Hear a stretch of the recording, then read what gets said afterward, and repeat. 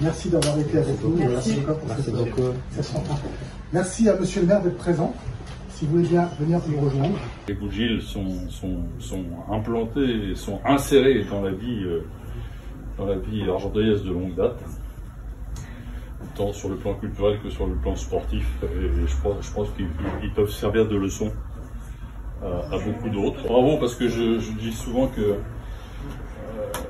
les écrits et la lecture, c'est quelque chose d'ultra important. Il ne faut pas que les jeunes oublient, parce que je les vois uniquement sur des tablettes en train de lire ou de jouer.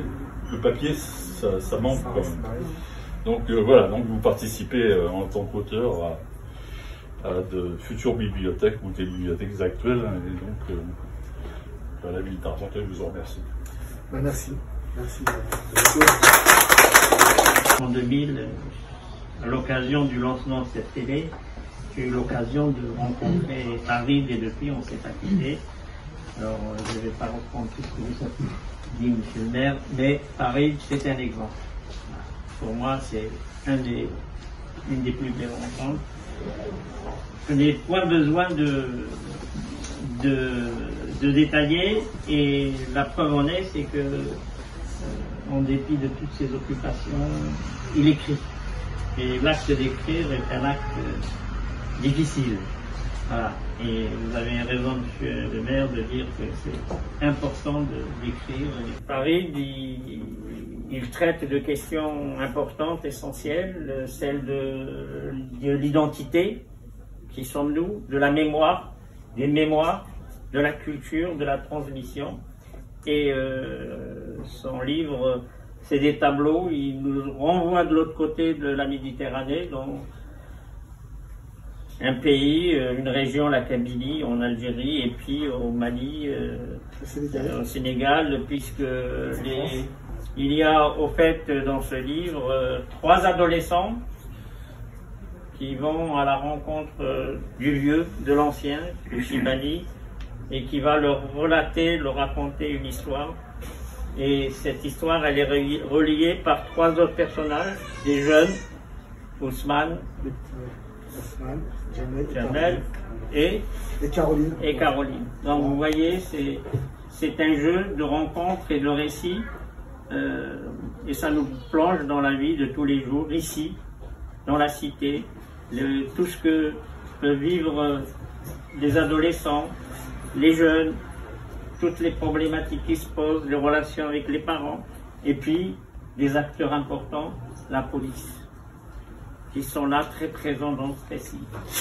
Alors vous voyez toutes les dimensions que recèle ce livre et qui sont d'actualité, qui sont d'aujourd'hui, et c'est passionnant à lire à travers ces personnages qui ont beaucoup de consistance, qui ont beaucoup de force, qui sont très sympathiques, et puis c'est douloureux, c'est violent, mais c'est aussi affectueux parce qu'il y a de la tendresse, il y a une histoire d'amour très longue, monsieur le maire. Il faut tourner les pages pour connaître la conclusion. Voilà, c'est un très beau livre, un très beau roman, un très bon récit. L'histoire commence effectivement par ce vieux qui est hospitalisé, et donc il profite de ce moment où il est hospitalisé, il se repose parce qu'on se demande au fait pourquoi il est à l'hôpital, et il reçoit la visite de ses 3 enfants, 3 petits-enfants qui sont adolescents. Alors Il y en a une qui s'appelle Kaïna. Pourquoi Kaïna? C'est en référence à la célèbre héroïne La Kaïna qui a résisté aux Arabes lorsqu'ils sont arrivés en Afrique du Nord pour répandre l'islam, et elle a combattu vaillamment ses adversaires. Et ensuite, une référence à un homme, un chanteur, un artiste important dont tout à l'heure vous avez interprété une de ses chansons, Slimane Azem. Et puis le troisième, Jules, Kaïna, Slimane, Jules, c'est pour montrer cette société du métissage, cette société du mélange, cette société qui est la nôtre d'aujourd'hui.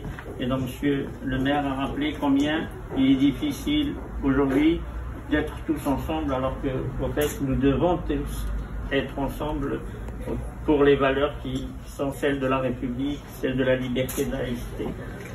Voilà. Pour ce Chibani, finalement, ce vieux, ce sage, savoir d'où on vient nous aide à devenir. Voilà. Parce que c'est vrai qu'aujourd'hui, pour un jeune qui ne sait pas forcément ce qu'il a envie de faire, qui ne sait pas forcément où il veut aller, peut-être qu'en sachant d'où il vient, en sachant d'où il a été enraciné, entre guillemets, peut-être que ça lui donnera l'envie, la force d'aller au bout des choses et puis de se construire. En tout cas, c'est l'adage de ce Chibani, savoir d'où l'on vient nous aide à devenir. On pleure, on rigole, et puis voilà, et puis on pleure encore, et puis on rigole. Donc c'est assez sympa. Ça veut dire que tu as pleuré quand tu... Tout à fait. Alors c'est vrai que je rentre peut-être un peu trop dans la peau des personnages. Et d'ailleurs, maintenant j'ai dû faire 4-5 séances de dédicaces, et puis des web conférences. Beaucoup de gens me demandent si c'est une autobiographie. Eh ben non. Eh ben non.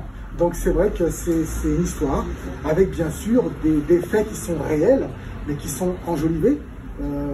Voilà, donc, et quand on rentre à fond dans les personnages, donc, on essaie de leur donner une âme à ces personnages, de leur donner en fin de compte une vie.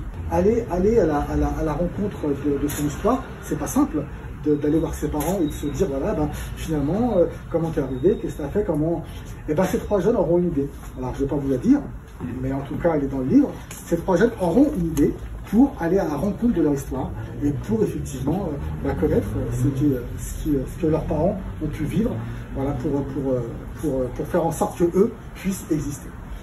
Du coup, on est vraiment dans la littérature, et c'est ça qui est vraiment chouette dans le livre de Farid, c'est c'est vraiment une histoire, un roman, c'est pas un témoignage, c'est pas un document, mais c'est un roman qui nous rentre dans cette histoire-là, et c'est la force de la littérature, parce que je pense que de toute façon c'est par la littérature qu'on arrive au mieux à aborder des problèmes qui sont parfois complexes, mais c'est grâce à la littérature en tout cas qu'on arrive à en parler le mieux, je pense, de ces problématiques.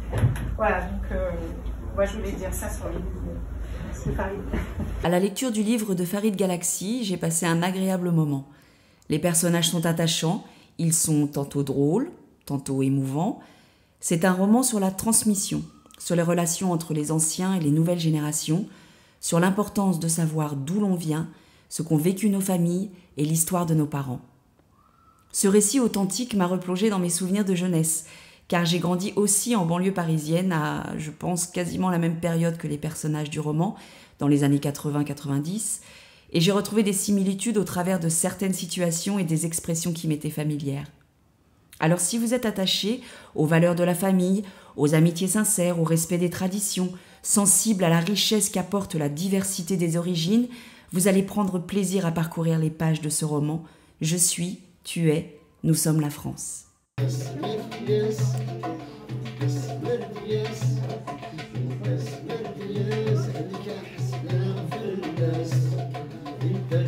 Yeah.